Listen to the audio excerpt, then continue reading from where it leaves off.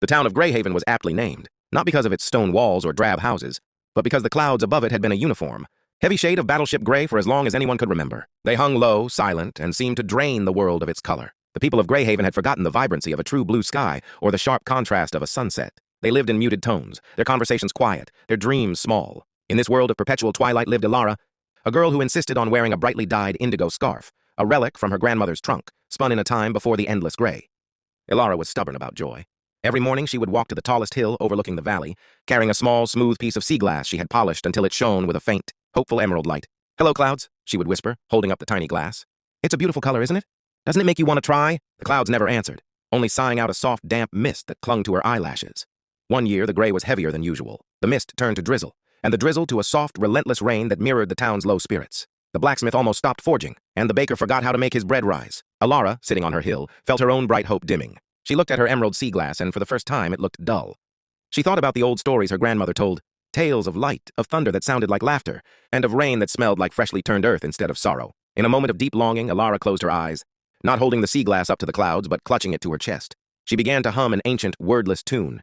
It wasn't loud, but it was clear, a melody woven from the memory of sunshine, the scent of spring flowers, and the imagined glint of 1,000 stars. It was a note of pure, concentrated, yearning hope. As the sound drifted upward, something unexpected happened. A cloud, the largest and saddest one directly overhead, paused its steady drizzle. It felt the vibration of the tune, not just in its damp fibers, but in its very essence.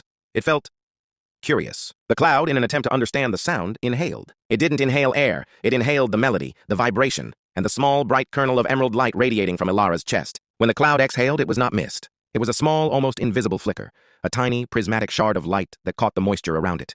Then another, and another. It was a chaotic, uncontrolled eruption of joy. Elara opened her eyes.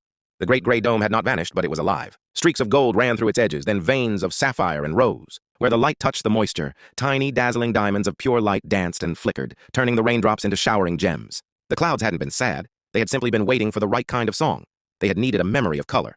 The shimmering grew, spreading from cloud to cloud, bathing Greyhaven in a shower of brilliant, fragmented rainbow light. The villagers, seeing the spectacle, stopped their melancholy tasks and looked up, shielding their eyes from the unfamiliar brilliance. Laughter, real, booming laughter, rose up from the valley. From that day forward, the clouds still came, sometimes big and sometimes small. But they were never just gray.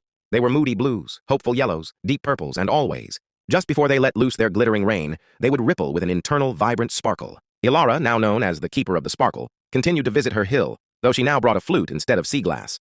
She knew the secret. Sometimes all it takes to illuminate the world is a simple, earnest tune of hope.